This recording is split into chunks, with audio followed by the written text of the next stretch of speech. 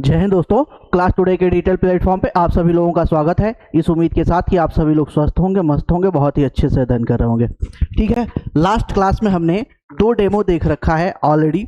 एक तो हमने इतिहास का डेमो देख रखा है, इतिहास का डेमो देख रखा है, साथ ही साथ हम भारत का भूगोल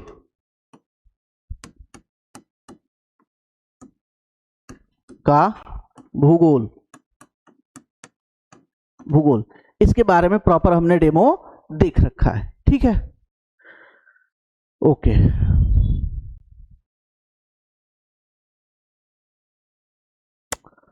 हाँ, ये डेमो देख रखा है, साथ ही साथ इसमें जो क्वेश्चन है, जो प्रश्न है, जो बार बार पूछे गए हैं, रिपीट किए गए हैं। अब एक्चुअली होता क्या है ना, देखिए, हमको लगता है कि क्वेश्चन कम रिपीट होते हैं क्योंकि हम किसी पार्टिकुलर एक एग्जाम को जब हम टारगेट करते हैं तो उसी एग्जाम के प्रीवियस ईयर सेट देखते हैं या प्रीवियस ईयर जो भी प्रश्न आए हुए हैं उसको देखते हैं। जबकि अगर अलग अलग बहुत सारे अगर एग्जाम्स के क्वेश्चंस को देखा जाए तो उसमें एक सामान्य सा पैटर्न पाया जाता है कि उसमें कुछ लिमिटेड फैक्ट हैं, लिमिटेड जो है कि चीजें हैं जो बार बार अलग अलग जो है कि एग्जाम में घुमा घुमा करके वही सारी चीजें पूछी जाती है। इसीलिए मैं जब यहाँ पे क्लास कराता हूँ तो इसमें पहले बार मैं आपको नेचर बता देता हूं कि ये बिल्कुल वन लाइनर टाइप का है, कॉन्सेप्चुअल ये क्लास नहीं है।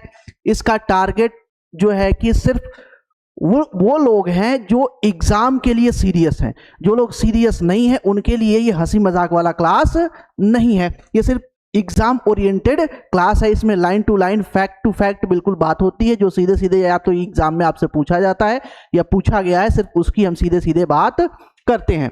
और इसके अलावा मैंने आपको सारी चीजें बता रखी है ना। इससे पहले ये क्लास मैंने जो है कि सारी चीजें बता रखी है कि ये जो क्लास चल रही है, टेट जो है कि यूपी टेट हो, सी टेट हो, बिहार टेट हो, झारखंड टेट हो, राजस्थान टेट हो, कोई भी टेट हो, सारे टेट के लिए ये क्लास बहुत ही उपयोगी है, एसएसटी के लिए। साथ ही साथ ऑल जितने भी गवर्नमेंट वनडे एग्जाम्स हैं उसके लिए जो है कि जहां भी जीएस का पोर्शन, जीके जीएस या स्टैटिक जीएस पूछा जाता है उसके लिए बहुत ही इंपॉर्टेंट है। यहां से प्रश्न आपको मिलेंगे ही मिलेंगे और इतने से ही आपका काम हो जाएगा। बहुत ज्यादा आपको बुक वगैरह या बहुत जगह इधर उधर आपको जाना नहीं पड़ेगा। बस आपको करना क्या है, बार बार इसी को जो है कि लेक्चर को एक दो बार जो है कि देख लीजिए। अगर हो सके तो आप जो है कि क्या कहते हैं कि नोट्स बना लीजिए। अगर नोट्स नहीं बना पाते हैं तो भी आपको YouTube चैनल पे ये क्लास टुडे के जो है कि YouTube चैनल पे अवेलेबल रहेगा। आप कभी भी देख सकते हैं, एक बार, दो बार, तीन बार, जितनी बार चाहें आप इसको लेक्चर को देख सकते हैं। इसे आप अपने दोस्तों में शेयर करें ताकि हमें भी थोड़ा सा जो है कि प्रोत्साहन मिले। इसके अलावा मैंने आपको ये भी बताया था कि जो यूपी में हेल्थ एजुकेशन ऑफिसर का जो है कि आपका एक एग्जाम आया हुआ है जो अक्टूबर में होना है, इसमें भी जो जीएस वाला पोर्शन है ये भी यहाँ पे कवर करता है। ये सारी चीजें डिटेल में मैंने आपको बता रखी है। ठीक है, तो आज की जो क्लास में हमें स्टार्ट करना है भारत का संवैधानिक इतिहास, यानी कि संविधान भारत का कैसे कैसे बना, उसमें जो है कि कौन कौन से, देखिए अब होता क्या है ना, जब अंग्रेज जो है कि पूरे भारत पे शासन स्थापित करते हैं तो दो तरह के अधिनियम या एक्ट लेके आते हैं, है ना। दो तरह के अधिनियम या एक्ट लेके आते हैं। एक तो आपका 1857 की क्रांति के बाद और क्रांति से पहले, तो यहां पे कंपनी के द्वारा जो है कि एक्ट और अधिनियम लेके आया जाता है, जबकि यहां पे ब्रिटिश क्राउन के द्वारा महारानी के द्वारा जो है कि लेके आया जाता है। तो दोनों में थोड़ा सा अंतर है। तो बहुत सारे आपके एक्ट और अधिनियम लेके आते हैं जो कहीं ना कहीं जो है कि हमारे संविधान को बेस देता है, बेस। और इसमें सबसे ज्यादा इंपॉर्टेंट निकल के आता है, सबसे ज्यादा जो इंपॉर्टेंट निकल के आता है 1935 का जो है कि एक्ट, भारत शासन अधिनियम 1935, है ना। ये सबसे ज्यादा इंपॉर्टेंट है। कारण क्या है? कारण ये है कि इसका लगभग आपका 80% चीजें जो है कि यहां पे हूबहू कॉपी कर ली गई, है ना। हूबहू यहाँ से as it is same to same चीजें कॉपी कर ली गई है। और भी बहुत सारी चीजें ली गई हैं अलग अलग संविधान से। देखिए विश्व के अलग अलग संविधान, जब हम आगे पढ़ेंगे तो यहाँ पे देखेंगे कि विश्व के अलग अलग संविधान को हमारे जो है कि संविधान के जो भी निर्माता थे संविधान सभा में बैठे हुए, उन्होंने उसका स्टडी किया, अध्ययन किया, और वहां से जो बेस्ट चीजें हो सकती थी हमारे लिए, उन्होंने वहां से इंपोर्ट किया और यहाँ पे यानी कि लाया और यहाँ पे मेंशन किया। लेकिन ज्यादातर पार्ट जो है कि 1935 के अधिनियम से कॉपी किया गया है। तो ये कई बार प्रश्न पूछा भी जाता है कि हमारा संविधान मुख्य रूप से किसकी कॉपी है, तो 1935 का अधिनियम जो भारत शासन अधिनियम है उसी की कॉपी है। ये सारी चीजें आती है, तो उन सारे अधिनियम को देखा जाएगा, साथ ही साथ उस अधिनियम में क्या क्या बातें की गई हैं जिस पे प्रश्न पूछता है ना। देखिए बातें करने की बात करें तो जितने अधिनियम आए हैं उसमें बहुत सारी अधिनियम आया है, तो ऐसा थोड़ी नहीं है कि एक पेज का जो है कि लेटर भेज दिया है ना, ऐसा नहीं है ना। ऐसा तो है नहीं कि लेटर पैड पे 2 पेज पे लिख के भेज दिया, ऐसा कुछ नहीं है। अधिनियम आया तो प्रॉपर वो बुकलेट फॉर्म में है, तो होने को तो उसमें बहुत सारी चीजें हैं, लेकिन उससे हमको लेना देना नहीं है। लेना देना इससे है कि उनमें कौन कौन सी चीजें पूछी गई हैं या पूछी जाती हैं या पूछे जाने की संभावना है। सिर्फ हम उन लाइनों की बात करेंगे, उससे ज्यादा इधर उधर की बातें नहीं करें। तो बिना देर किए स्टार्ट करते हैं फटाफट। पहला, रेगुलेटिंग एक्ट, सबसे पहले यही हमें देखने को मिलता है ना। रेगुलेटिंग एक्ट कब पारित हुआ था? ये बहुत सिंपल सा प्रश्न है, बहुत सिंपल सा प्रश्न जो है कि छोटे छोटे एग्जाम्स जैसे ग्रुप डी हो गया, रेलवे जो है कि रेलवे के एग्जाम हो गए, छोटे छोटे एग्जाम हो गए, टेट वगैरह हो गया, सीटेट हो गया, या फिर जो है कि क्या बोलते हैं कि आपके बीएड वगैरह का एंट्रेंस एग्जाम हो गया, या और छोटे एग्जाम में चले जाइए सीयूटी वगैरह में जो है ना, जो पूछे जाते हैं जीएस टाइप के प्रश्न, इसमें इस लेवल के छोटे छोटे प्रश्न पूछे जाते हैं। आगे जाएंगे तो सिर्फ बड़े प्रश्न जो है, जैसे जैसे आपका एग्जाम का लेवल बढ़ता जाएगा वैसे वैसे प्रश्नों का स्तर भी जो है कि बढ़ता हुआ चला जाता है। ठीक है। रेगुलेटिंग एक्ट 1773 का मुख्य उद्देश्य क्या था? तो मुख्य उद्देश्य था कंपनी पर नियंत्रण करना। बोर्ड ऑफ डायरेक्टर का कंपनी पे क्या करना? नियंत्रण करना। हालांकि इसके बाद पिट्स इंडिया एक्ट आता है, तो उसमें भी सेम चीजें देखने को मिलता है, आगे आएगा मैं आपको दिखाऊंगा। तो वहां पे कंपनी के नियंत्रण की बात नहीं होती है, वहां पे कंपनी पर नियंत्रण को और मजबूत करने या बढ़ाने की बात होती है। दोनों अलग अलग चीजें हैं। 1773 के एक्ट में के तहत पहला गवर्नर जनरल कौन था? वॉरेन हेस्टिंग्स था। ठीक है, भारत का पहला गवर्नर जनरल याद रखिएगा तो वॉरेन हेस्टिंग्स। ये बहुत फेमस प्रश्न है, पूछता है किस अधिनियम के तहत अब यहां पे 2 प्रश्न है, 2 प्रश्न है। सामान्य सा जो प्रश्न पूछा जाता है कि भारत का पहला गवर्नर जनरल कौन था? वॉरेन हेस्टिंग्स था। ठीक है, यहाँ पे सॉरी, पहला गवर्नर जनरल कौन था? तो वॉरेन हेस्टिंग था। इसको थोड़ा सा बढ़ा दिया है, 1773 के तहत पहला गवर्नर जनरल कौन? भारत का नहीं, जो है कि ओवरऑल मतलब सॉरी गवर्नर जनरल की बात करें, अभी तो कंपनी का होगा, तो वॉरेन हेस्टिंग था। किस अधिनियम के तहत पहली बार केंद्र में विधायिका बनी थी? तो 1773 के तहत जो है केंद्र में विधायिका का निर्माण हो गया था। किस अधिनियम में कोलकाता में सर्वोच्च न्यायालय की स्थापना की बात की गई थी? तो सेम इसी जो रेगुलेटिंग एक्ट है, रेगुलेटिंग एक्ट में ही कोलकाता में जो है कि सर्वोच्च न्यायालय की स्थापना की बात की गई थी। ठीक है, हालांकि सर्वोच्च न्यायालय यहाँ पे बनता है, एक जो है कि चीफ न्यायाधीश के साथ साथ अन्य न्यायाधीशों की नियुक्ति भी हो जाती है। ये थोड़ा सा डीप हो जाता है। चलिए आगे चलते हैं। पिट्स इंडिया एक्ट कब पारित हुआ था? 1784 में पारित हुआ था। स्पेस का Pitt's India act British east India company के वाणिज्य और राजनीतिक कार्यों के बीच अंतर करता था। कब का? तो 1784 का। अब ये अलग अलग तरीके से देखिए, अलग अलग तरीके से प्रश्न पूछने का तरीका है ये। जी हाँ, जितनी मैंने कंटेंट बनाया है ये सारा वो फैक्ट है जो सीधे सीधे आपको या तो किसी एग्जाम में पूछा गया है या पूछे जाने की संभावना है। ठीक है। नियंत्रण परिषद की स्थापना किस अधिनियम के द्वारा किया गया था? तो नियंत्रण परिषद की स्थापना पिट्स इंडिया एक्ट के द्वारा किया गया था। पिट्स इंडिया एक्ट का मुख्य उद्देश्य क्या था? कंपनी पर नियंत्रण बढ़ाना, है ना। किसका? ब्रिटिश सरकार का कंपनी पे नियंत्रण बढ़ाना।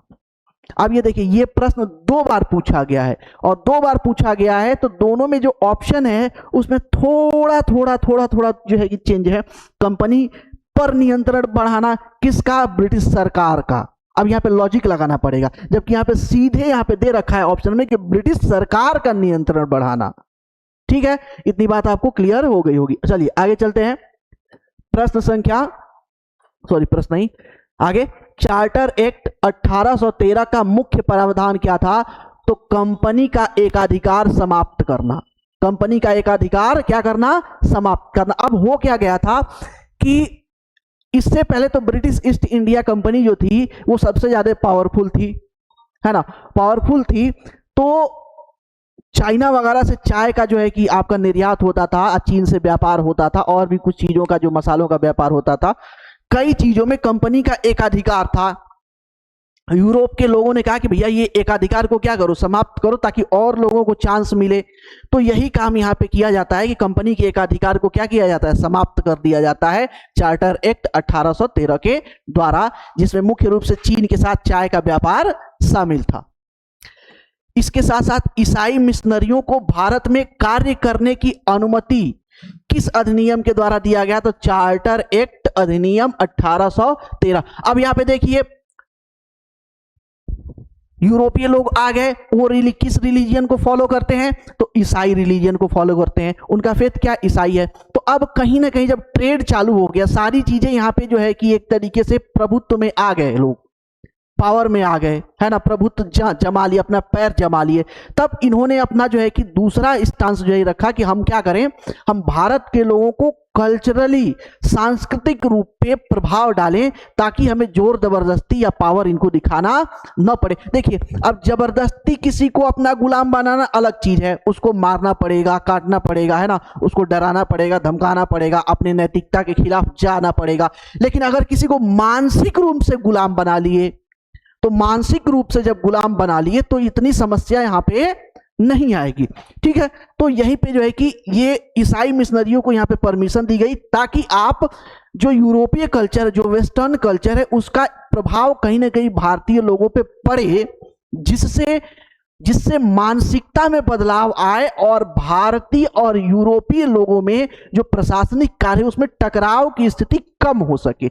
इस उद्देश्य से ये जो है कि काम किया गया था। ठीक है, किस अधिनियम के द्वारा ब्रिटिश संसद ने चाय और चीन के साथ व्यापार को छोड़कर ईस्ट इंडिया कंपनी के भारत के साथ व्यापारिक एकाधिकार को समाप्त कर दिया? ठीक है, अब यहां पे क्या किया गया? तो जो मैंने आपको यहां पे बता रहा था कि यहां पे जब व्यापार की बात आई, तो यहां पे चीन के साथ और चाय को, व्यापार को छोड़ करके बाकी सारा एकाधिकार क्या किया गया? ब्रिटिश ईस्ट इंडिया कंपनी का समाप्त कर दिया गया। किसके द्वारा? चार्टर अधिनियम 1813 के द्वारा। नेक्स्ट, किस अधिनियम में भारतीयों को अपने देश के प्रशासन में कुछ हिस्सा लेना संभव बना? तो चार्टर एक्ट 1833। 1833 के जो है कि चार्टर एक्ट के द्वारा यहां पे जो प्रशासनिक कार्य था उसमें कुछ भारतीयों की पार्टिसिपेशन सुनिश्चित की गई थी। किस अधिनियम के तहत गवर्नर जनरल ऑफ बंगाल को गवर्नर जनरल ऑफ इंडिया बना दिया गया? इससे पहले गवर्नर जनरल ऑफ बंगाल होता था। और 1833 के चार्टर एक्ट के बाद, 1833 के चार्टर एक्ट के बाद यहां पे होता क्या है कि जो गवर्नर जनरल ऑफ बंगाल है वो गवर्नर जनरल ऑफ इंडिया हो जाता है। इससे पहले governor general of Bengal Warren Hastings था, पहला था। इसके बाद जो है कि ओवरऑल इंडिया का गवर्नर जनरल होने लगेगा। भारत में पहली बार विधि निर्माण की शक्ति केंद्रित की गई चार्टर एक्ट 1833 के द्वारा, है ना। गवर्नर जनरल को ओवरऑल भारत का गवर्नर जनरल बना दिया गया और यहाँ पे विधि निर्माण का कार्य, कानून निर्माण का कार्य उसके हाथ में दे दिया गया, उसके पास वीटो पावर दे दिया गया, है ना। उसके अंदर जो एक परिषद होगी वो कार्य करेगी, नियम कानून बनाएगी। लेकिन अगर गवर्नर जनरल को लगता है कि नहीं, ये जो कानून बन रहा है वो कंपनी के हित में नहीं है, तो कंपनी के हित में नहीं है तो वीटो कर सकता है। तो ये सारी यहाँ पे बहुत सारी चीजें निकल के आती है। चार्टर एक्ट 1833 की प्रमुख विशेषता क्या थी? गवर्नर जनरल ऑफ इंडिया की नियुक्ति प्रमुख विशेषता थी। गवर्नर जनरल की परिषद में कानूनी सदस्य की नियुक्ति किस अधिनियम के द्वारा किया गया था? यहीं पे किया गया था, इसी के द्वारा, चार्टर अधिनियम 1833 के द्वारा ही यहाँ पे किया जाने लगा था।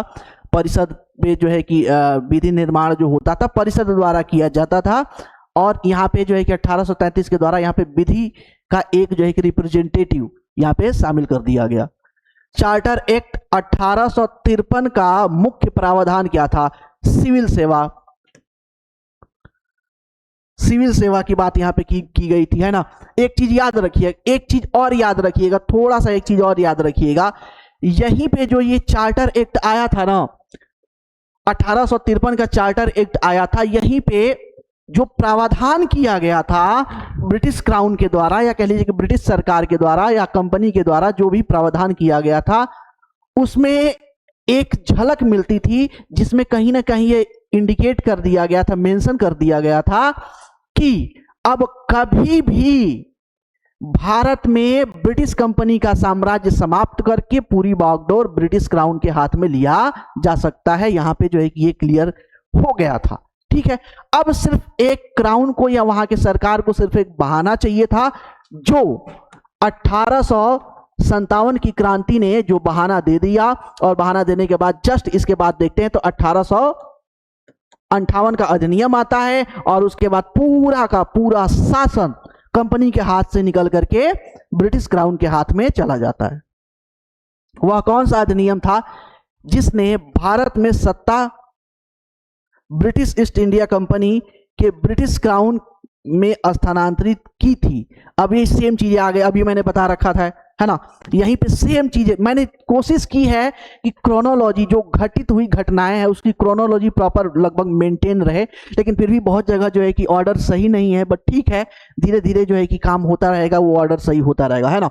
तो 1800 जो आपका 53 है, वहीं पे जो अधिनियम आता है उसी में ये कहीं ना कहीं क्लियर कट इंडिकेशन होता है। चूंकि हुआ क्या, जैसे मान लीजिए आज जो है कि अनिल अंबानी है ना, जियो कंपनी है, मान लीजिए जियो कंपनी जो है कि अफ्रीका में जाती है, वहां पे कि हम जो है कि टेलीकॉम इंडस्ट्री है, हम वहां पे जो है कि अब टेली सर्विसेज जो है कि वहां पे प्रोवाइड करेंगे, और वहां पे जाए और पता चले कि अफ्रीका के एक बड़े हिस्से पे कब्जा कर ले, तो भारत सरकार देखेगी ना कि भाई तुम तो ये सब क्या कर रहे हो, भारत को बदनाम कर रहे हो, कंपनी हो, तुम्हारा काम व्यापार करना है, व्यापार करो, तुम अफ्रीका में जाके क्या कर रहे हो, वहां के लोगों पे जो है कि अपना प्रभुत्व जमा रहे हो, वहां पे अधिकार कर रहे हो, वहां पे कब्जा कर ले रहे हो, वहां पे जो है कि रूल रेगुलेशन देखना, प्रशासनिक कार्य देखना, प्रशासन करना, यह तो सरकार का काम है, राजा का काम है, तुम्हारा काम थोड़ी है। सेम वही चीज जो है कि ब्रिटिश की सरकार देख रही थी कि British east India company, Bharat इतना बड़ा भूभाग है, इतना बड़ा देश है, उस पे जो है कि कब्जा कर रखा है, और कब्जा कर रखा है, तो उन्होंने बोला कि भैया ये जो है कि सही नहीं है, तो यहाँ पे इंडिकेशन मिल गया, और जैसे ही 1857 की क्रांति आती है, 1858 में ब्रिटिश क्राउन जो है कि कंपनी के हाथ से पूरा बागडोर अपने हाथ में ले लेती है। ये चीज यहाँ पे हमें देखने को मिलता है। 1857 के विद्रोह के बाद कौन सा एक्ट आया? 1858 आया था, ठीक है। भारत में सचिव का पद किसके द्वारा निर्मित किया गया? भारत शासन अधिनियम 1858, ठीक है। भारतीय परिषद अधिनियम 1861 का उद्देश्य क्या था? भारतीयों को शामिल करना, प्रशासन में भारतीयों को यहां पे शामिल करना।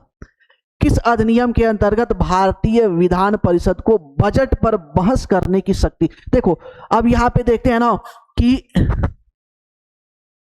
ठीक है, 1892 का जो है कि अधिनियम आता है, भारत परिषद अधिनियम आता है, यहाँ पे भारतीयों को जो है कुछ अधिकार दे दिए जाते हैं कि आप जो है कि जो परिषद है वहाँ पे जो है कि 2 लोग जो है कि मनोनीत हो सकते हैं, वहाँ पे अपनी समस्या रख सकते हैं, अपनी बात रह सकते हैं, अगर वहाँ पे कोई मुद्दा चल रहा है तो उस पर बहस कर सकते हैं, यहाँ तक कि अगर आपके देश के लिए बजट आता है तो बजट पे भी बहस कर सकते हैं। लेकिन एक चीज याद रखिएगा, यहाँ पे वोट देने का अधिकार नहीं था, वोटिंग करने का अधिकार नहीं था भारतीयों के पास। आप अपनी बात रख सकते हो, बहस कर सकते हो, वोट नहीं दे सकते, ठीक है। ये एक जो है कि यहाँ पे अपवाद था। भारतीय परिषद अधिनियम 1892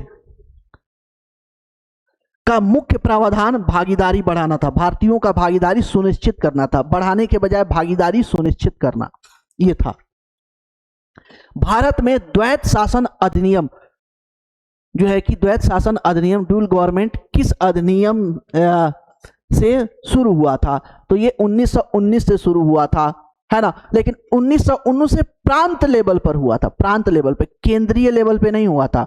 दो स्तर पे देख, इसका सबसे पहले एग्जाम्पल हमको देखने को मिलता है बंगाल में। बंगाल में जब जो है कि बंगाल के नवाब को हरा दिया जाता है ना, और वहां के नवाब को कठपुतली शासक बना करके बिठा दिया जाता है गद्दी पर, तो वहीं पर जो है कि क्या का आगे आएगा, वो भी आएगा आगे आगे, हाँ कहीं ना कहीं आएगा।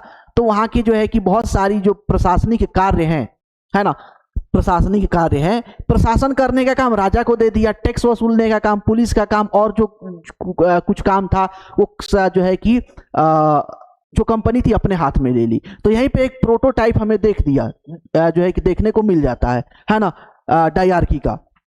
भारत में द्वैत शासन किस स्तर पे लागू था? प्रांत लेवल पे। किस लेवल पे? सबसे पहले किस लेवल पे लागू हुआ? प्रांत लेवल पे 1919 में लागू हुआ था।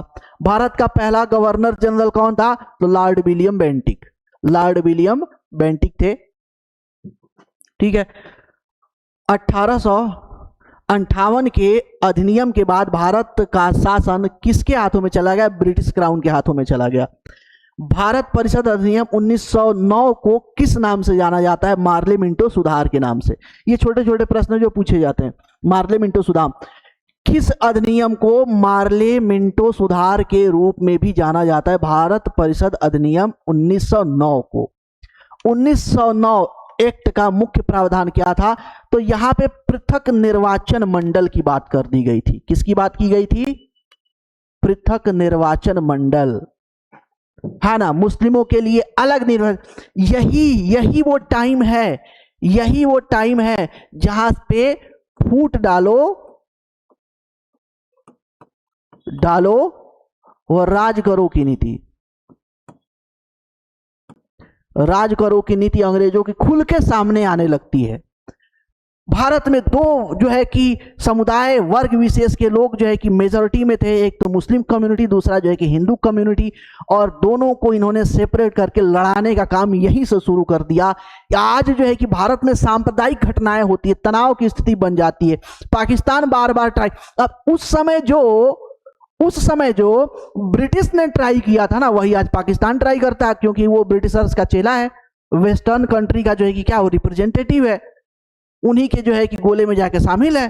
देख लो, अमेरिका के पक्ष में, ब्रिटेन के पक्ष में शामिल है, वो लोग उस साइड में खड़ा रहता है। तो ये चीजें हमें देखने को मिलती है आज भी, है ना। तो जो उस समय ब्रिटिशर्स करके गए भारत में, वही चीज ट्राई करता है आज पाकिस्तान भारत में, कि कम्युनल जो है कि हार्मनी है, जो आपकी सांप्रदायिक तनाव है वो बढ़ जाए और भारत की स्थिति खराब हो जाए, है ना। और इन्होंने खराब करने की जो बीज बोया था, इन्होंने बोया था किसके द्वारा? तो भारत शासन अधिनियम 1909 के द्वारा। यहीं से सारी चीजें शुरुआत होती है। ये कई बार इतिहास में मेंस का प्रश्न बन जाता है, तो यहीं से जो है कि ये चीजें स्टार्ट होती है लिखना, है ना। चलिए आगे, उधर नहीं जाते। ब्रिटिश भारत में सांप्रदायिक प्रतिनिधित्व की व्यवस्था किस अधिनियम द्वारा लगाई गई थी? तो मार्ले मिंटो सुधार 1909 के द्वारा। ठीक है।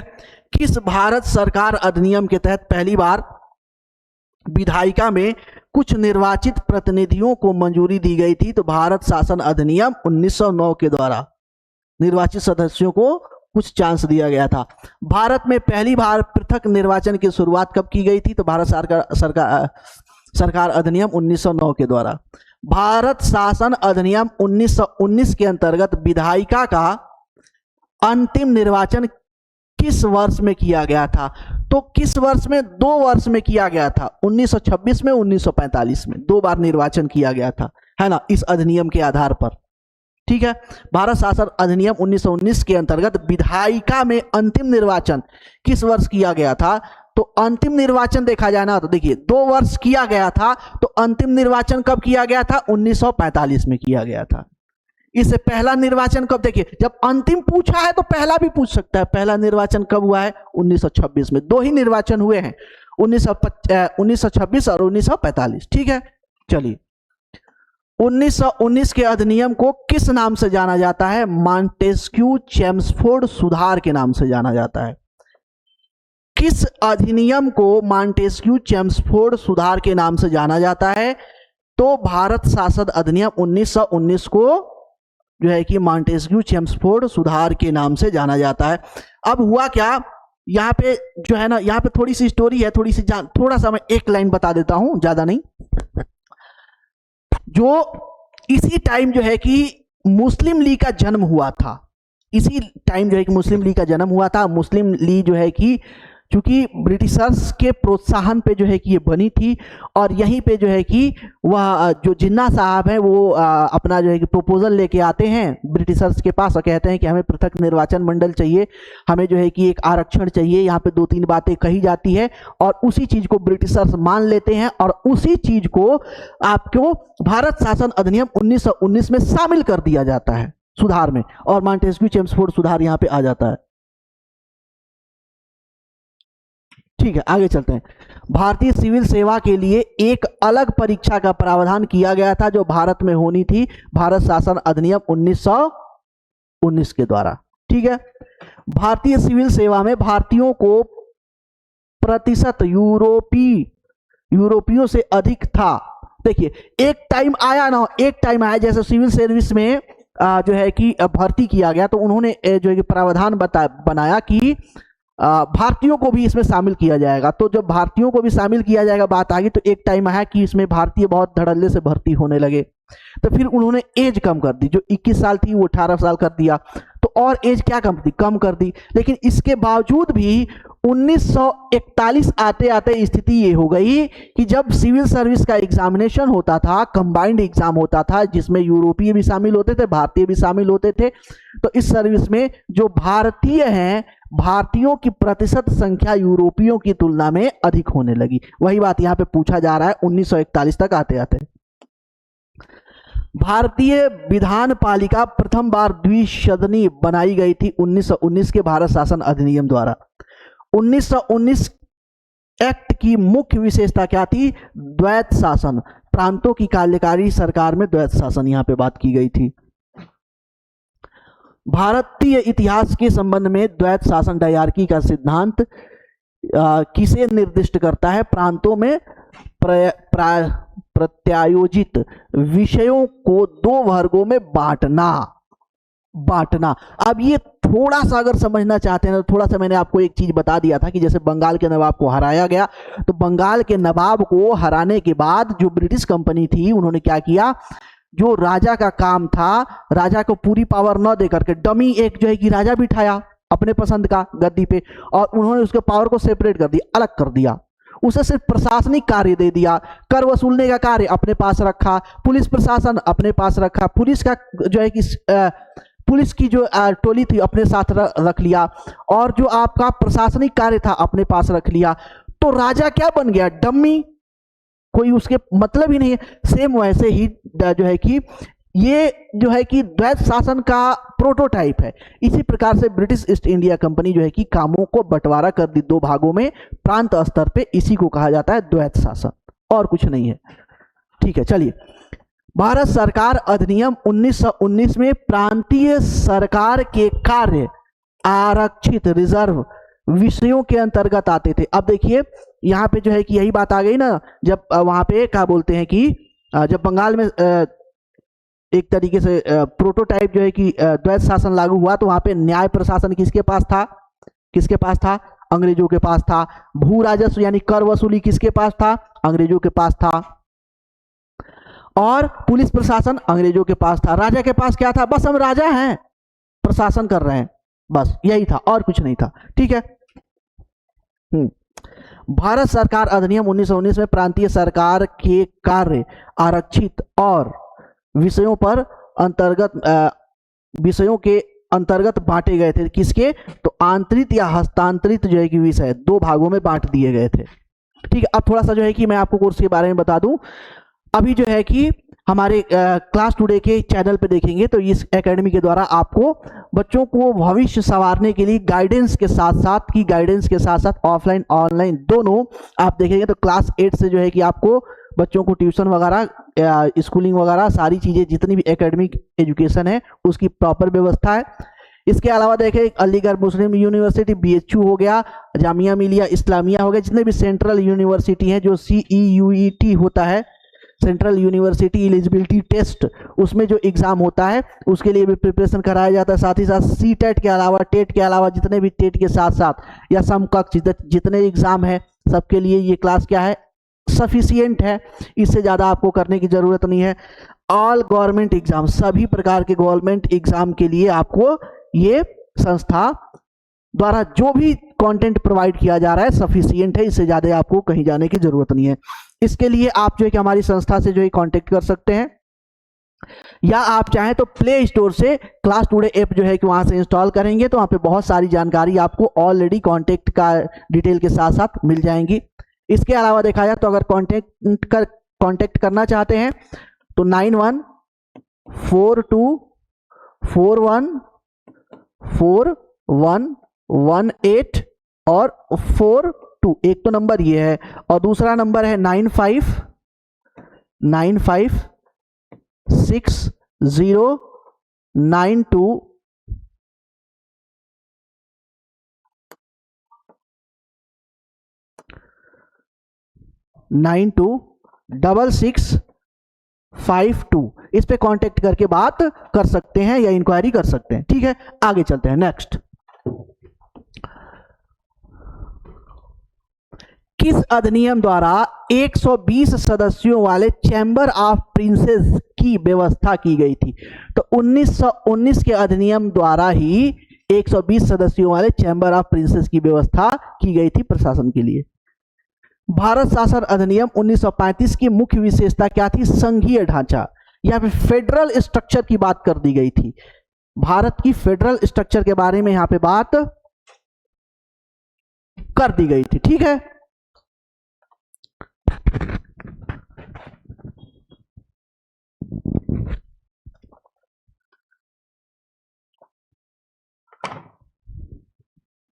चलिए, फेडरल स्ट्रक्चर की बात की गई थी। किस अधिनियम के फलस्वरूप वर्मा भारत से अलग हुआ था? गवर्नमेंट ऑफ इंडिया एक्ट 1935 के तहत वर्मा को जो है कि अलग कर दिया। अब देखो, जो ब्रिटिशर्स हैं 2-3 काम बहुत खतरनाक किए। एक तो वर्मा को जो है कि अलग कर दिया, अलग देश बन गया, नहीं तो फिर वो भी भारत में होता। और जब जो है कि आजादी मिली, जब ये लोग भारत छोड़ के जाने लगे तो भारत की जो फोर्स है 2/3 फोर्स को डिस्ट्रॉय कर दिया और 1/3 जो फोर्स बची, जो सेना बची, उसमें भी डिवीजन हो गया, भारत और पाकिस्तान और छोटी हो। यानी जाने से पहले भरपूर कोशिश किया गया कि भारत को जितना हो सके पंगु बनाया जा सके, कमजोर बनाया जा सके, ये पूरा काम यहाँ पे किया गया था। चलिए आगे चलते हैं, ये बात हो गई। हाँ, 1935 का गवर्नमेंट ऑफ इंडिया एक्ट क्यों महत्वपूर्ण है? यह भारतीय संविधान का प्रमुख स्रोत है। मैंने स्टार्टिंग में ही बताया था कि यहाँ पे लगभग 80% की चीजें सेम टू सेम कॉपी कर ली गई है, कट पेस्ट कर लिया गया है ना। चलिए, भारत के संविधान में केंद्र और राज्य के बीच किया गया शक्तियों का विभाजन इनमें से किस में उल्लिखित योजना पर आधारित है? तो 1835 का भारत शासन अधिनियम पर आधारित है। ठीक है, किस अधिनियम के द्वारा संवैधानिक निरंकुशता का सिद्धांत प्रवृत्त किया गया? तो 1935 का भारत शासन अधिनियम के द्वारा।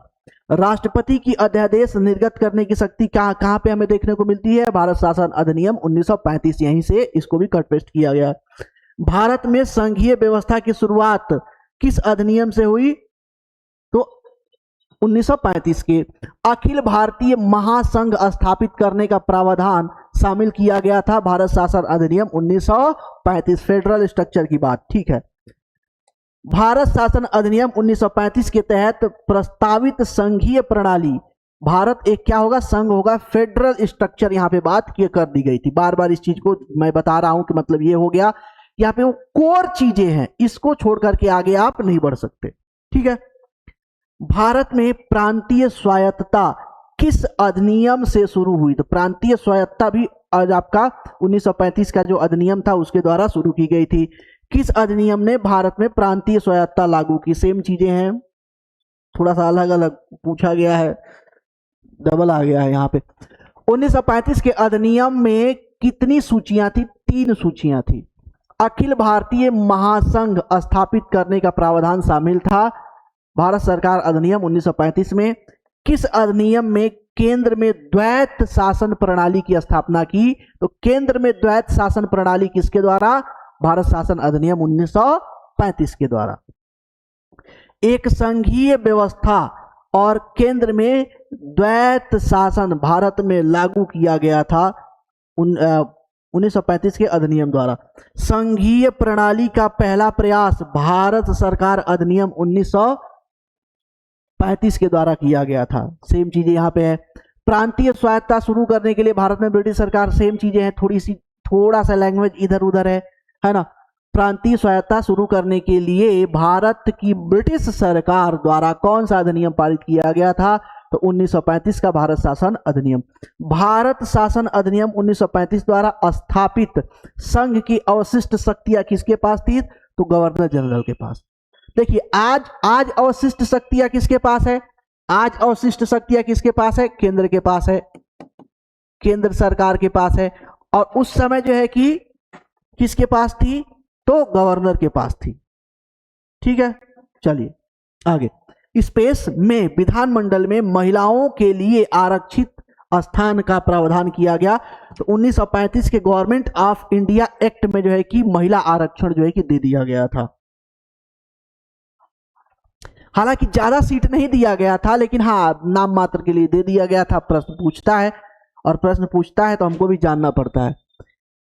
किस एक अधिनियम द्वारा भारत में संघीय न्यायालय की स्थापना की गई थी? तो भारत सरकार अधिनियम 1935 के द्वारा भारत में संघीय न्यायालय की स्थापना की गई थी। भारत का संघीय न्यायालय किस वर्ष स्थापित हुआ? तो 37 में, 1 अक्टूबर 1937 में स्थापित हो गया। ये दोनों चीजें पूछी जाती हैं, किसके द्वारा किया जाता है? तो 1935 के द्वारा। कब स्थापित हुआ था? 1937 में। कौन सा एक भारत शासन अधिनियम 1935 में स्वीकार किया हुआ महत्वपूर्ण व अस्थायी अवयव नहीं है? देश के लिए लिखित संविधान। यहाँ पे देखिए, जो आपका 1935 का जो अधिनियम आया था, इसमें भारत में लिखित संविधान का कोई प्रोविजन नहीं था कि भारत के लोग जो है कि एक संविधान सभा बनेगी और वो संविधान सभा भारत में एक संविधान बनाएगा, ऐसा यहाँ पे कोई प्रावधान नहीं था। कैबिनेट मिशन की योजना कब आई थी? 1946 में आई थी। और जब ये आई थी, इसके बाद जो है कि संविधान सभा का गठन हुआ था, है ना। भारतीय स्वतंत्रता अधिनियम कब पारित हुआ था? 1947 में। भारतीय संविधान सभा का गठन किस योजना के तहत हुआ था? कैबिनेट योजना के तहत, जो आपका 1946 में आई थी, इसके द्वारा। संविधान सभा का गठन कब हुआ? 1946 में हुआ था। संविधान सभा के अध्यक्ष कौन थे? राजेंद्र प्रसाद। राजेंद्र प्रसाद अस्थाई थे,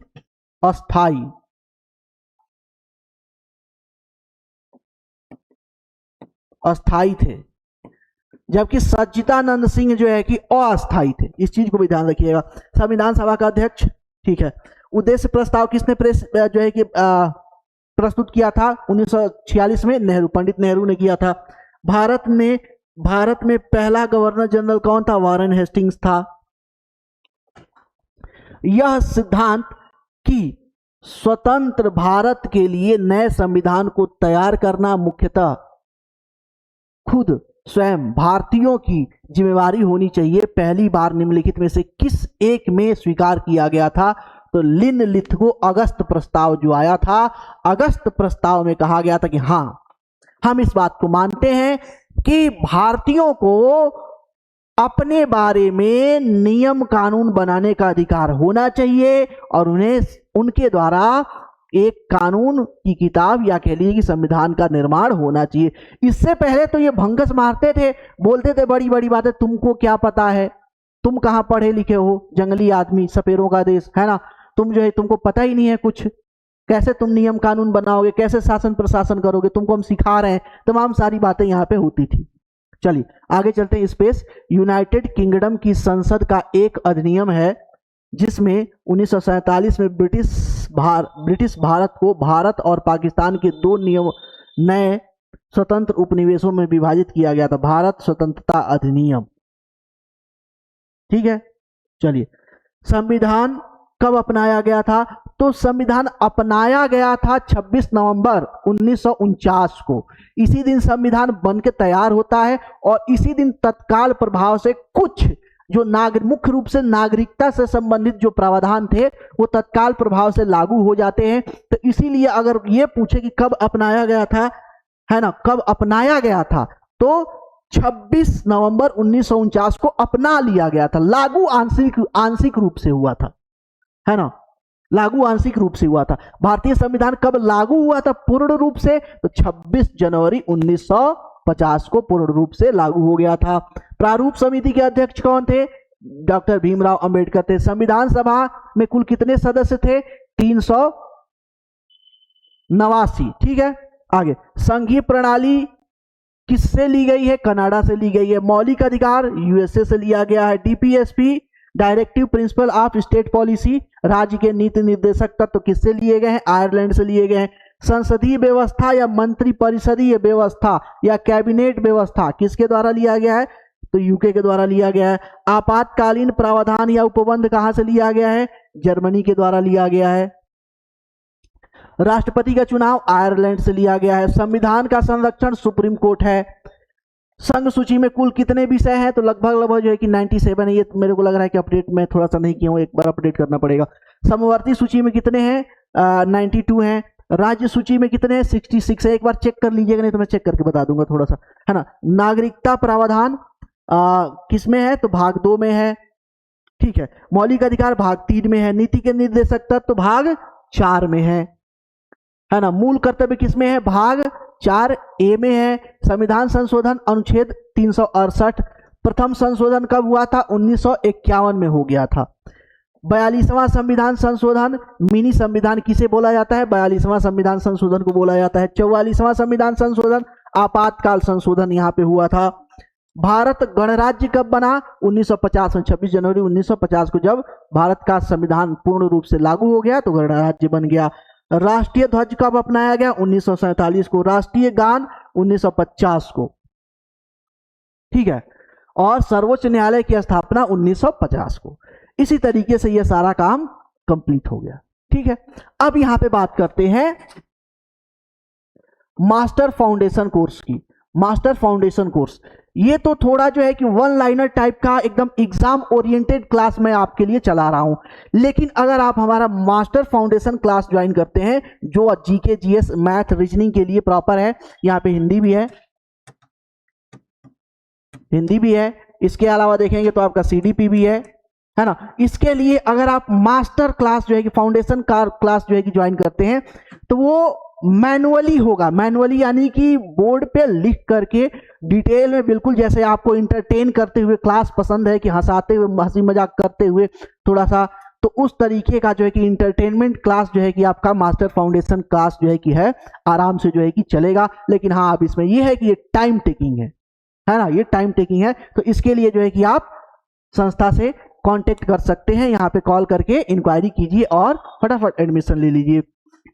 इसमें सारी चीजें मैं आपको बता चुका हूँ। Teacher SSC all one day exams के लिए, स्टेट वगैरह के लिए, जितनी भी चीजें हैं सबके लिए अवेलेबल है। ठीक है, अब यहां से जो हम देखते हैं तो यहां से हमारा कंटेंट वाला जो सेक्शन था, है ना, जो कंटेंट वाला सेक्शन था वो कंप्लीट हो गया। ठीक है, अब यहां से फटाफट हम देख, लगभग 60 के आसपास प्रश्न है। 60 के आसपास प्रश्न हैं जो बार बार आपसे रिपीट करके पूछे गए हैं या पूछे जाते हैं, तो उनको जो है फटाफट देख लेते हैं। सबसे पहला फर्स्ट, अब यहाँ पे देख सकते हैं, यहाँ पे ऑलरेडी, इसीलिए जब मैं आपको कराता हूं ना तो यहाँ पे ऑलरेडी सारी चीजें डिटेल में रहता है। यूपी टेट 2017, 21, एसएससी 2022, बार बार इस प्रश्न को रिपीट किया गया है। ऐसे ही प्रश्नों को हम सेलेक्ट करें जो बार बार रिपीट हो आपसे। ठीक है, चलिए, पिट्स इंडिया एक्ट मुख्य उद्देश्य, पिट्स इंडिया एक्ट का मुख्य उद्देश्य क्या था?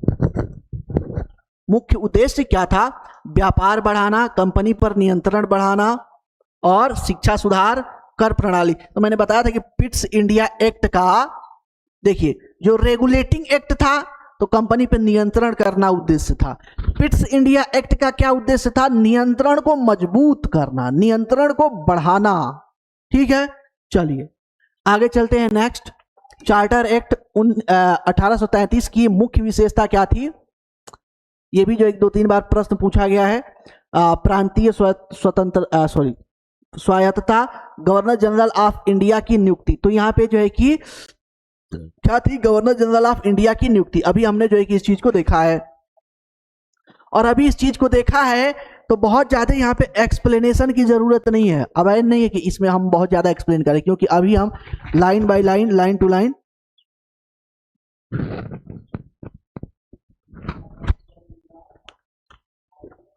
लाइन सारी चीजें यहां पे हमने देखा है। ठीक है, चलिए आगे चलते हैं। नेक्स्ट,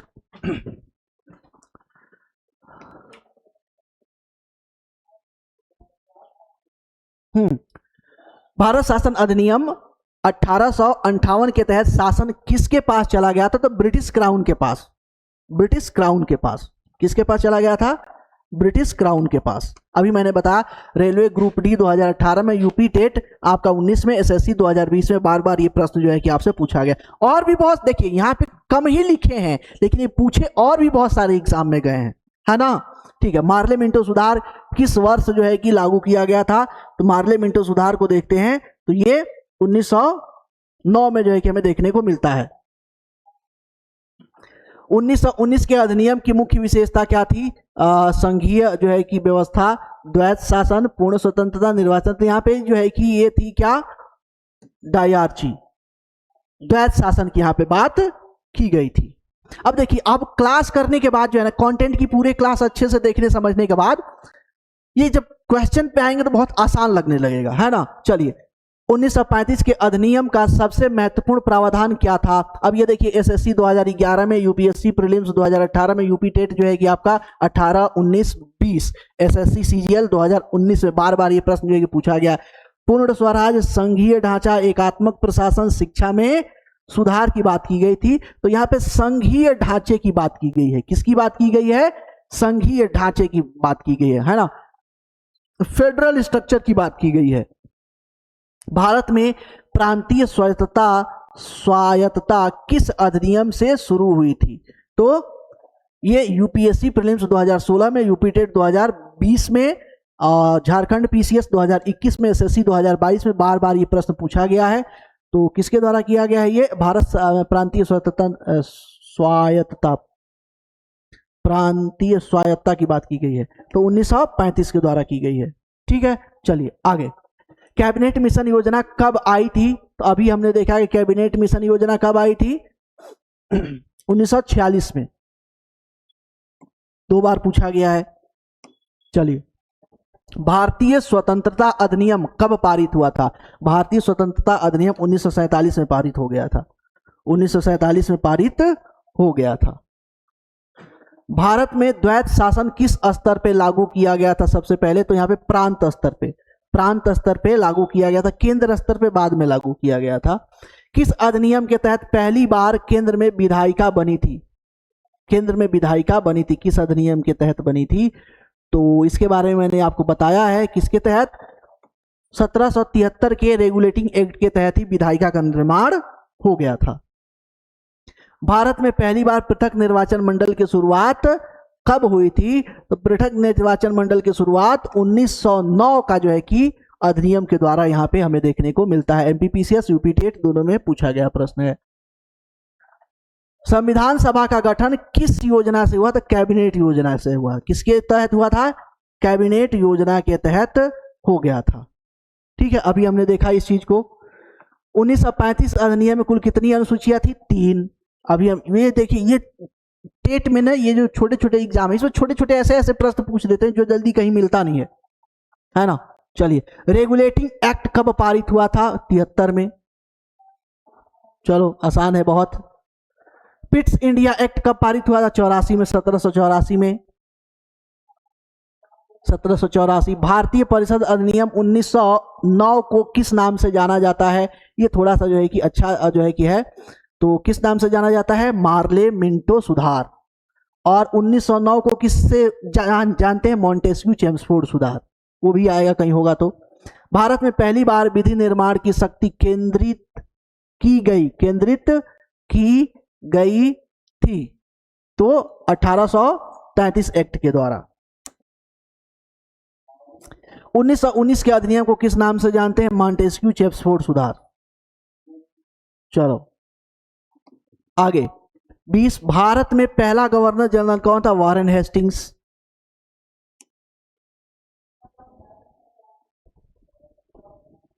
भारत में है ना? ठीक है, भारत में, सही है।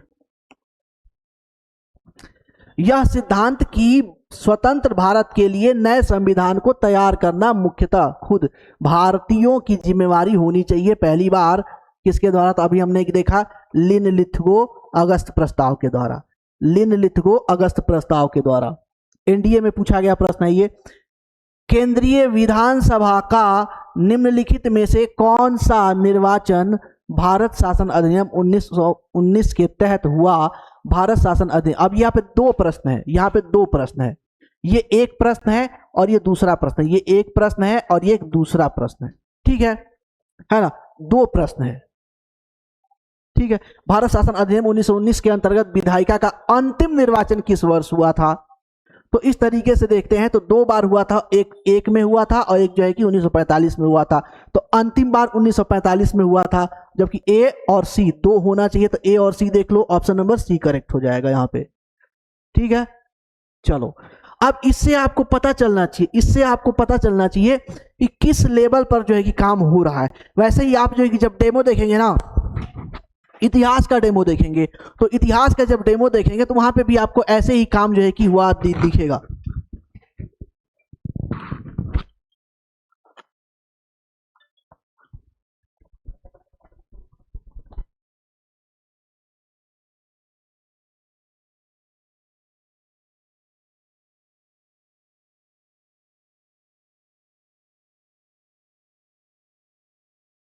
चलिए आगे चलते हैं। नेक्स्ट, अखिल भारतीय महासंघ स्थापित करने का प्रावधान शामिल किया गया था। अखिल भारतीय महासंघ संघ की बात करें है ना, संघीय व्यवस्था की बात करें, फेडरल स्ट्रक्चर की बात करें, तो इतना हिंट देने के बाद आपको याद आ गया होगा किसमें बात की गई है। किसमें बात की गई है? 1935 में। ठीक है, चलिए आगे चलते हैं। नेक्स्ट, निम्नलिखित में से किस अधिनियम में ने केंद्र में द्वैत शासन प्रणाली को स्थापित किया था? ये यूपीपीसीएस 2008, यूपीएससी 2012, यूपीपीसीएस 2014 बार बार जो है कि प्रश्न पूछा गया है। भारत शासन अधिनियम 1935, भारत शासन अधिनियम 1919, भारत परिषद अधिनियम 1909 और भारत परिषद अधिनियम 1852, इसकी बात यहाँ पे की गई है। तो भारत शासन अधिनियम 1935। चलिए, संघीय प्रणाली का पहला प्रयास भारत सरकार अधिनियम स्पेस द्वारा किया गया था। अब यहाँ पे भी दो प्रश्न है, यहाँ पर भी दो प्रश्न है। ठीक है, एक तो ऊपर वाला प्रश्न है, दूसरा एक ये प्रश्न है और दूसरा ये प्रश्न है, सेम टू सेम है ना? थोड़ा सा अंतर है, लैंग्वेज में थोड़ा सा अंतर बनेगा। भारतीय संघीय प्रणाली का पहला प्रयास भारत शासन अधिनियम स्पेस द्वारा किया गया था। निम्नलिखित में से किस एक अधिनियम ने भारत में संघीय शासन की व्यवस्था दी थी? तो वही है 1935 सी, 25 का सी। चलिए, भारत में सचिव का पद किसके द्वारा निर्मित किया गया था? सचिव का पद। तो सचिव का पद के बारे में देखते हैं तो भारत शासन अधिनियम 1858 के द्वारा किया गया था। किस भारत सरकार अधिनियम के तहत पहली बार विधायिका में कुछ निर्वाचित प्रतिनिधित्व की मंजूरी दी गई थी? अब देखो, एसएससी में ऐसे प्रश्न पूछ रहे हैं खतरनाक, क्या ही किया जा सकता है ना? तो भारत शासन अधिनियम 1858 में। भारत शासन अधिनियम 1935 द्वारा स्थापित संघ में अवशिष्ट शक्तियां किसे दी गई थी? गवर्नर जनरल को दी गई थी। यूनाइटेड किंगडम की संसद का एक अधिनियम है जिसमें 1947 में ब्रिटिश भारत को भारत और पाकिस्तान दो नए स्वतंत्र उपनिवेशों में विभाजित करने की बात की गई थी। तो यह है भारतीय स्वतंत्रता अधिनियम। भारतीय स्वतंत्रता अधिनियम। स्पेस का Pitt's India act British east India company के वाणिज्य और राजनीतिक कार्यों के बीच अंतर करता है। ठीक है, तो 1792, ठीक है 1792। सॉरी सॉरी सॉरी सॉरी, एक मिनट, एक मिनट थोड़ा सा देख लें क्या कह रहा है ये। नहीं नहीं, ये गड़बड़ हुआ, सॉरी सॉरी सॉरी, मुझे ध्यान कहाँ था। ये फिट्स इंडिया एक्ट है ना 1784, सॉरी 1784। आगे चलते हैं, नेक्स्ट। चार्टर एक्ट 1813 का मुख्य प्रावधान क्या था? चार्टर एक्ट 1813, व्यापार समाप्त करना, कंपनी का एकाधिकार समाप्त करना, न्याय सुधारना, शिक्षा। तो यहाँ पे बात होगी है किसकी? कंपनी का एकाधिकार को समाप्त करना 31 का, ठीक है। चलिए आगे चलते हैं, नेक्स्ट। भारत का पहला governor general Lord William वेंटिक, Lord William वेंटिक। अच्छा यहाँ पे वो नहीं पढ़ा हुआ, ठीक है, अब नहीं पढ़ा हुआ है बट है। रेगुलेटिंग एक्ट 1773 का मुख्य उद्देश्य क्या था? कंपनी पर नियंत्रण। 1773 के एक्ट के तहत पहला गवर्नर जनरल वारेन हेस्टिंग। कुछ चीजें जो है कि यहाँ पे रिपीट कर दी गई है, लग रहा है कि कुछ प्रश्न। चार्टर एक्ट 1853 का मुख्य प्रावधान क्या था? शिक्षा, न्याय, नहीं 35 है ना, सिविल सेवा परीक्षा मुख्य विषय था। 36 1857 के विद्रोह के बाद 1858 में एक्ट से क्या हुआ? तो कंपनी का शासन समाप्त हो गया। कंपनी का शासन क्या हो गया? समाप्त हो गया, ब्रिटिश क्राउन का शासन आ गया। 37 भारत परिषद अधिनियम 1861 का उद्देश्य क्या था? शिक्षा, भारतीयों को शामिल करना, प्रशासन में शामिल करना, भारतीयों को प्रशासन में शामिल करना। ये बात यहाँ पे बात की जा रही है बेसिकली, तो भारतीयों को प्रशासन में शामिल करना, ये सही है 61 के द्वारा। भारत परिषद अधिनियम 1892 का मुख्य प्रावधान क्या था? चुनाव प्रणाली, न्याय, भागीदारी बढ़ाना, है ना, प्रशासन में भारतीयों की भागीदारी बढ़ाना सुनिश्चित करना। मॉन्टेस्क्यू चेम्सफोर्ड सुधार कब आया था? 1909 में, 1935 में, 1947 में, 1919 में। अभी जितना हम लोग डिस्कस किए हैं उतने से आपको बिल्कुल क्लियर पता चल जाना चाहिए 1919 में, है ना। मार्लेमेंटो सुधार 1909 में। भारत शासन अधिनियम 1935, भारत स्वतंत्रता अधिनियम 1947। चलिए आगे चलते हैं। 1919 एक्ट की मुख्य विशेषता क्या थी? 1919 की मुख्य विशेषता के द्वैत शासन, शिक्षा। तो 40 की बात की जा रही है ना, तो 40 की बात करते हैं, तो यहाँ पे ए द्वैत शासन, प्रांतों में द्वैत शासन। उद्देश्य 1946 प्रस्ताव किसने प्रस्तुत किया था? 1946 में उद्देश्य प्रस्ताव नेहरू, चाचा नेहरू ने प्रस्तुत किया था, पंडित नेहरू। भारतीय संविधान कब लागू हुआ था? तो यहां पे बात की जा रही है, लागू होने की बात की जा रही है ना, ठीक है।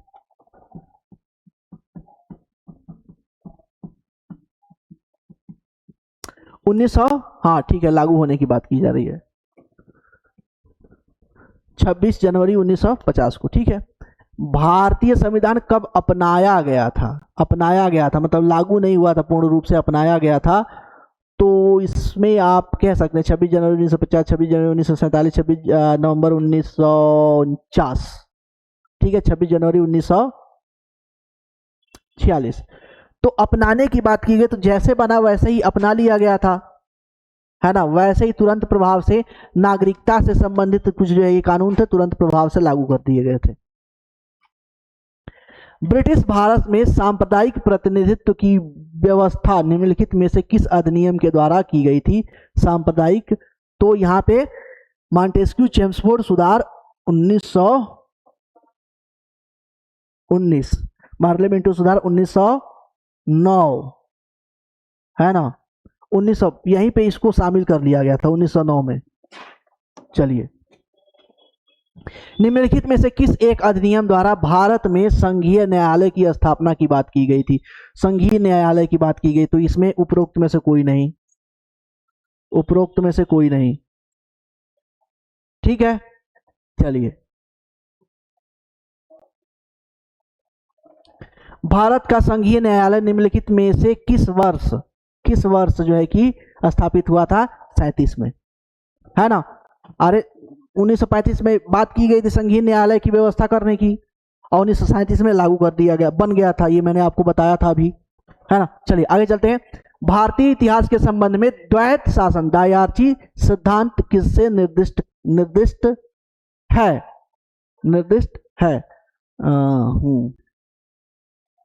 दो सरकारों अर्थात केंद्रीय और राज्यों की सरकारों की सुरक्षा।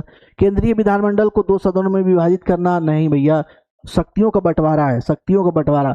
2 सरकारों अर्थात केंद्रीय और राज्य सरकारों का शुरू किया जाना। अच्छा, 2 शासन समुच्चय, एक लंदन और एक दूसरी दिल्ली, नहीं है ऐसी भी बात दी है। प्रांतों में प्रत्यायोजित विषय को 2 वर्गों में बांटना। ऑप्शन नंबर डी करेक्ट है, ऑप्शन नंबर डी करेक्ट है, ठीक है। भारत शासन अधिनियम 1919 में प्रांतीय सरकार के कार्य आरक्षित, रिजर्व व अनारक्षित ट्रांसफर विषय के अंतर्गत बांटे गए थे। तो बांटे गए थे तो यहाँ पे देखेंगे न्याय प्रशासन, स्थानीय स्वशासन, भू राजस्व, पुलिस, तो ये शामिल नहीं था, बाकी 3 शामिल था। तो 3 देख लो, 1 3 4, 1 3 4 देख लो कहाँ पे है, ऑप्शन नंबर आपका सी करेक्ट हो जाएगा, ठीक है। ये स्थानीय प्रशासन किसके पास था? राजा के पास, राजा के पास था। किस अधिनियम के प्रांतों में किस अधिनियम ने प्रांतों में द्वैत शासन प्रणाली की स्थापना की? प्रांतों में द्वैत शासन प्रणाली की स्थापना की थी, ठीक है। तो 1919 का भारत शासन अधिनियम। आगे, भारतीय विधान पालिका प्रथम बार द्विसदनीय बनाई गई थी, द्विसदनीय बनाई गई थी किसके द्वारा? 1919 के भारत शासन अधिनियम के द्वारा। भारतीय सिविल सेवा के संदर्भ में निम्नलिखित कथनों पर विचार कीजिए। आरओ में प्रश्न पूछा गया 2021 में। भारत शासन अधिनियम 1919 में भारतीय सिविल सेवा के लिए एक अलग परीक्षा का प्रावधान किया गया जो भारत में होनी थी। तो अगर हम इसकी बात करते हैं तो ये बात तो बिल्कुल करेक्ट है, ठीक है। अब आगे देख लेते हैं। भारतीय सिविल सेवा में 1941 में भारतीयों का प्रतिशत यूरोपवासियों से अधिक हो गया, ये भी सही है, मैंने अभी बताया, तो दोनों सही है। ऑप्शन नंबर सी क्या हो जाएगा? करेक्ट हो जाएगा। नेक्स्ट, निम्नलिखित में से किस अधिनियम द्वारा 120 सदस्यों वाले चैम्बर ऑफ प्रिंस की व्यवस्था की गई थी? चैम्बर ऑफ प्रिंस की व्यवस्था की गई थी, तो किसके द्वारा की गई थी? भारत शासन अधिनियम 1919 के द्वारा। राष्ट्रपति की अध्यादेश निर्गत करने की शक्ति प्रेरित है, किससे प्रेरित है या किसमें जो है कि दिया गया था? तो भारत शासन अधिनियम 1935 में बात की गई थी। अभी हमने सारा कुछ देखा है। निम्नलिखित में से किस अधिनियम द्वारा संवैधानिक निरंकुशता का सिद्धांत प्रवृत्त किया गया था? तो भारत शासन अधिनियम 1909 का भारत शासन काउंसिल अधिनियम, 1919 का भारत सरकार अधिनियम, 1935 का भारत सरकार अधिनियम। तो 1935 का भारत सरकार अधिनियम। 55 भारत के संविधान में केंद्र और राज्य के बीच किया गया शक्तियों का विभाजन इनमें से किसमें उल्लिखित योजना पर आधारित है? किसमें उल्लिखित? तो भारत शासन अधिनियम 1935 में जो लिखित है उसी आधार पर किया गया है। वहां पे भी हमने इस चीज को आपको बताया था, ठीक है। निम्नलिखित में से एक भारत शासन अधिनियम 1935 की मुख्य विशेषताओं में से एक नहीं है। अब यहाँ पे इस चीज को देखना है थोड़ा सा। तो इस अधिनियम में अखिल भारतीय महासंघ का प्रावधान हाँ है, बिल्कुल है। अवशिष्ट विषय प्रांतीय विधायिकाओं को आवंटित किया नहीं, अवशिष्ट विषय प्रांतीय विधायकों को अवशिष्ट नहीं किया गया। ऑप्शन नंबर बी करेक्ट होगा। 57 आगे देखा जाए। 57 एक संघीय व्यवस्था और केंद्र में द्वैत शासन भारत में लागू किया गया था 1935 के अधिनियम द्वारा। 1935 के अधिनियम द्वारा स्थापित संघ में अवशेष शक्तियां किसके पास थी? गवर्नर जनरल के पास थी। भारत शासन अधिनियम 1935 के तहत प्रस्तावित संघीय प्रणाली थी? कैसा था? भारत संघ, फेडरल स्ट्रक्चर ऑफ इंडिया या फेडरल ऑफ इंडिया, ये था। आज भी फेडरल गवर्नमेंट है हमारे यहाँ। 60 निम्नलिखित में से कौन सा एक भारत शासन अधिनियम 1935 में स्वीकार किया हुआ महत्वपूर्ण व और अस्थायी अवयव नहीं है? नहीं है, यहाँ पे भी देखना है नहीं है। तो देश के लिए लिखित संविधान, तो यहाँ पे ऐसा कुछ बात यहाँ पे नहीं की गई है। 1961 61 प्रश्न क्या 61 1935 का गवर्नमेंट ऑफ इंडिया एक्ट क्यों महत्वपूर्ण है? तो यह भारतीय संविधान का प्रमुख स्रोत है। हाँ, ये सही है, ये बिल्कुल सही है, ये बिल्कुल करेक्ट है। ठीक है। निम्नलिखित अधिनियमों में से किस अधिनियम के फलस्वरूप बर्मा भारत से अलग हुआ था? तो यही है 1935 का आया था, इसके द्वारा अलग हो गया था, है ना। तो इस तरीके से प्रॉपर हमने जो है कि जितना कंटेंट हो सकता है वो कंटेंट देखा डेमो के रूप में, साथ ही साथ उससे पूछे गए प्रश्न और कैसे कैसे प्रश्न पूछे गए हैं और कैसे जो है कि संभावना है, वो सारी बातें हमने यहाँ पे देख ली है। ठीक है, तो आज के क्लास में इतना ही रहने देते हैं, इससे आगे देखेंगे नेक्स्ट क्लास में, है ना। इस क्लास को ज़्यादा से ज़्यादा शेयर कीजिए, लाइक कीजिए। अगर कोई आपका सजेशन है तो आप कमेंट में बता सकते हैं। आज के लिए इतना ही, मिलते हैं आपसे नेक्स्ट क्लास में। आज के लिए धन्यवाद।